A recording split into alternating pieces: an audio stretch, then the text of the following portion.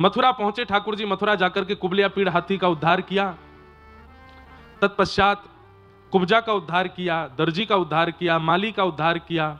एक धनुष रखा था, यह शिव धनुष है, और यह धनुष कंस को देते हुए महादेव ने कहा था नारायण के सिवाय इसको कोई तोड़ेगा नहीं, और जो तोड़ेगा वो तुझे छोड़ेगा नहीं। जब तक यह धनुष है तब तक तू जीवित है।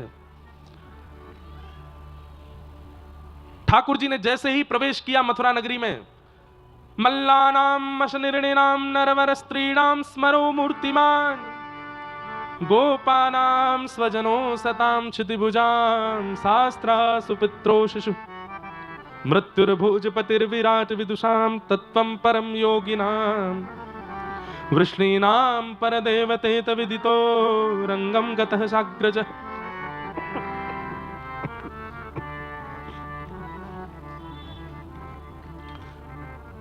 जैसे ही धनुष की ओर देखा, अब यहां शुकाचार्य जी वर्णन कर रहे हैं, बहुत ध्यान से सुनिएगा। ठाकुर जी सबको अलग अलग दिख रहे हैं।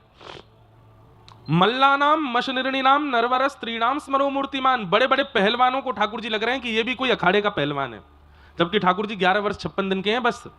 लेकिन बड़े बड़े पहलवानों को भी ऐसा लग रहा है कि ये पहलवान ही है। स्त्रियों को अपने पति के रूप में दिख रहे हैं, छोटे छोटे बालकों को अपने सखा के रूप में दिख रहे हैं, बिना दांत वाले अम्मा बाबा को ठाकुर जी नाती के रूप में दिख रहे हैं। जिसकी जैसी भावना है वैसे ठाकुर जी दिख रहे हैं। लेकिन 50 सिद्धि ऊपर बैठे हुए महाराज कंस को इतने सुंदर, इतने कोमल ठाकुर जी अपनी मृत्यु के रूप में दिख रहे हैं। घबरा रहा है कंस ठाकुर जी को देख करके। 11 वर्ष का बालक कितना छोटा सा होता है, उसको देख के कोई डर लग सकता है? तो कंस डर रहा है। मृत्युर्भोजपतिर्विराट विदुषाम तत्वम परम योगिनाम, बड़े बड़े योगियों को, बड़े बड़े साधकों को ठाकुर जी तत्व के रूप में दिख रहे हैं, गंभीर। जैसे ही भगवान ने प्रवेश किया, सामने एक धनुष रखा था, तो ठाकुर जी ने बलराम जी से कहा, दाऊ दादा? बोले हाँ। पिछले अवतार में हमने तोड़ा था, इस अवतार में आप तोड़ दो। धनुष है बढ़िया, सामने धरो, प्रत्यंचा चढ़ाओ, तोड़ दो। दाऊ दादा बोले, लाला तू बड़ा चतुर है। बोले क्यों? पिछले अवतार में बहु मिलवे वारी हमारे स्वयं ने तोड़ दियो, या बार राक्षस मारनो तो मुझे कह रहे हो कि आप तोड़ दो। सबसे अच्छे सखा ठाकुर जी के कौन है पता है? श्री बलराम जी महाराज। बड़ी पटती है दोनों में। ठाकुर जी उनसे डरते भी हैं, उनको छेड़ते भी हैं। अभी एक आध कथा हमने सुनाई नहीं, बीच में ऐसी मधुर मधुर कथा है, इतना छेड़ते हैं बलराम जी को ठाकुर जी, और जब उनको क्रोध आता है तो चुपचाप बैठ जाते हैं। ना मैंने तो ना किया ऐसा। दाऊ दादा बोले, लाला ज्यादा चतुर मत बने, चल चुपचाप उठा धनुष तोड़ दे। नहीं भैया आप ही तोड़ो।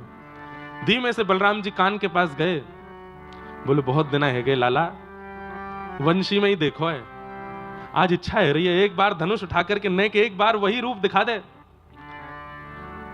राजीव नेत्रम रघुवंशनाथम कारुण्य रूपम करुणाकरंतम, आज एक बार राघव बन जा। जैसे ही धनुष पर हाथ रख करके जैसे ही उठाने लगे श्री कृष्ण, एक क्षण के लिए मानो बलराम जी भूल गए कि मैं बड़ा भाई हूं। तुरंत घुटनों पर बैठ गए, हाथ जोड़ करके लखन लाल जी के रूप में आ गए, श्री चरणों में प्रणाम करने लगे। जय हो मेरे रघुनंदन श्री राम की जय हो। वही छवि है, वही छटा है, वही अदा है। अरे धनुष उठाने का भी तरीका बदला नहीं है। जैसे जनक जी की सभा में उठाया था वैसे ही ठाकुर जी ने वह उठाया, वैसे ही नेत्र ऊपर किए हैं। अरे कहां तक कहें, आज पोशाक भी वैसे ही पहनी है ठाकुर जी ने जैसे जनक जी की सभा में पहन के गए थे। अपने जन के कारण कृष्ण भये रघुनाथ। आज बाल कृष्ण प्रभु राघव बन गए। दोनों के रूप में अंतर थोड़ा ही है। आंखों की पलकों के बाल भी वही है जो त्रेता में था, बिल्कुल अंतर नहीं है। वही राम कृष्ण बन के आए।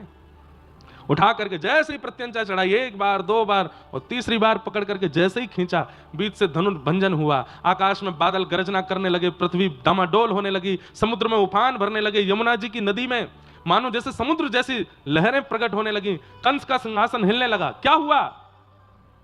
किसी ने कहा धनुष टूट गया। कंस तो हृदय पे हाथ धर के बोलो, अब नहीं बचूंगा मैं, अब तो मेरे प्राण ले ही लेगा। ठाकुर जी भीतर प्रवेश किए। बड़े बड़े मल्ल खड़े थे वहां पर, एक एक मुष्टिक प्रहार में उन मल्लों का वध कर दिया। 50 सिद्धि ऊपर बैठे हुए महाराज कंस की ओर ठाकुर जी देखने लगे। दाऊ दादा को प्रणाम करके एक श्वास में ऊपर पहुंच गए। एक हस्त प्रहार करके उसके मुकुट को दूर फेंका, केश पकड़ लिए ठाकुर जी ने। कंस चिल्लाने लगा, अरे कोई बचाओ, कोई रोको। ठाकुर जी कहने लगे, ऐसे ही केश पकड़े थे मेरी मैया के जब आकाशवाणी हुई थी और कहा था कि इनका अष्टम गर्भ काल होगा, तूने ऐसे ही केश पकड़े थे मेरी मां के। मेरे 6 बड़े भाइयों को तूने निर्मम हत्या करके मार दिया। देख, तेरा शत्रु, तेरा काल तेरे सामने खड़ा है और दुर्भाग्य से तेरा भांजा तेरे सामने खड़ा है। ध्यान से देख मेरी ओर। कंस देखने लगा ठाकुर जी को। अभी तक तो बालक समझ रखा था, अभी तक तो कुछ मायावी समझता था, अभी तक तो काल रूप समझ रहा था, लेकिन अब जैसे ही ठाकुर जी की ओर देखने लगा, देखते ही देखते पता चला ये कोई छोटा बालक नहीं, शंख चक्र गदा पद्म धारण करके ठाकुर जी ने अपने उस अद्भुत रूप का दर्शन करा दिया कंस को, अंतरंग भाव से, प्रत्यक्ष भाव से नहीं, अंतरंग भाव से। कंस समझ गया साक्षात नारायण है, हाथ जोड़ करके प्रणाम किया। ठाकुर जी ने दोनों भुजाओं में हाथी के समान बलवान कंस और 11 वर्ष 56 दिन के ठाकुर जी ने दोनों भुजाओं में ऐसे उठाया कंस को ऊपर। सब मथुरावासी देख रहे हैं और उठा करके ठाकुर जी ने 50 सीढ़ी ऊपर से नीचे पटक करके एक छलांग मार करके छाती पर अपने पाद प्रहार को करके कंस का वध कर दिया। बोलो कंस मर्दन भगवान की। सब ब्रजवासी मथुरावासी जय जयकार करने लगे, ठाकुर जी को कंधे पर उठा करके नृत्य करने लगे, नाचने लगे, आनंदित हो गए। जय हो बाल कृष्ण लाल की जय हो, देवकी नंदन लाल की जय हो। कंस का वध किया। ठाकुर जी ने तुरंत कहा मेरी मां कहां है। कारागृह में लेकर के गए। एक आध घंटे का ठाकुर जी को देखा था देवकी मैया ने। जन्म लेने के बाद आधा 1 घंटा रुके होंगे ठाकुर जी। उसके बाद 11 वर्ष 56 दिन के होकर के ठाकुर जी लौटे हैं वापस मथुरा। एक मां के लिए कितनी पीड़ादायी होती है ये स्थिति कि वो अपने बालक का बालपन नहीं देख पाई, अपने बालक का बोलना चलना उठना बैठना ये उसने अनुभव ही नहीं किया। एक मां के लिए कितनी पीड़ा होगी। आज 11 वर्ष 56 दिन के जब ठाकुर जी होकर के आए, कारागृह खोलते हुए भीतर प्रवेश किए और जैसे ही मुख्य कारागृह में प्रवेश किया, नील सरोरुह कांति के जब ठाकुर जी का जब दर्शन किया है देवकी मैया ने, एक बार तो देवकी मैया मूर्छित होकर गिर पड़ी ठाकुर जी को देख के। इतने सुंदर। दौड़ करके ठाकुर जी ने हृदय से लगाया। होश में आई देवकी मैया। होश में आते ही ठाकुर जी का हाथ पकड़ करके अपने हृदय पर रख के बोली, लाला तो मेरी सौगंध है, अब छोड़ के नहीं जाएगा ना। ठाकुर जी बोले, नहीं मैया अब नहीं जाऊंगा, अब तेरे पास ही रहूंगा।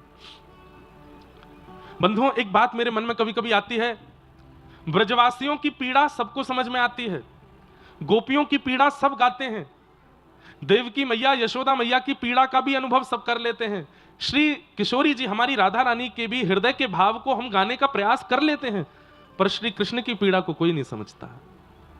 बंधुओं, एक बात याद रखिएगा, पीड़ा होने पर यदि आप रो लेते हैं तो आप बहुत भले हैं कि आप रो लेते हैं। पीड़ा होने पर आप शांत हो जाते हैं तो भी कुछ ना कुछ पीड़ा का हल तो आप कर ही रहे हो। पीड़ा होने पर आप एकांत में बैठे हो तो भी कहीं ना कहीं उस पीड़ा पर मरहम लगा रहे हो, पर पीड़ा होने पर भी हंस रहे हो, बोल रहे हो, चल रहे हो। इसका मतलब है आप अपनी पीड़ा का 1% भी इलाज नहीं कर रहे हो। पीड़ा उतनी ही है चित्त में। श्री कृष्ण उस अवस्था में, पीड़ा तो बहुत है, विरह तो बहुत है, संवेदना तो बहुत है, रोना तो बहुत है, पर रोने के लिए, संवेदना करने के लिए, पीड़ा व्यक्त करने के लिए ना तो स्थान है, ना समय है, ना परिस्थिति है।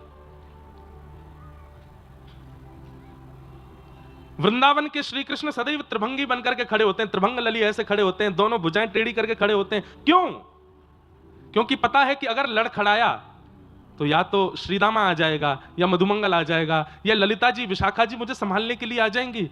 वृंदावन से जाने के बाद ठाकुर जी सीधे ही खड़े होते हैं, क्योंकि पता है अब कोई नहीं आएगा। संभालने वाले, सहारा देने वाले तो सब रह गए वृंदावन में।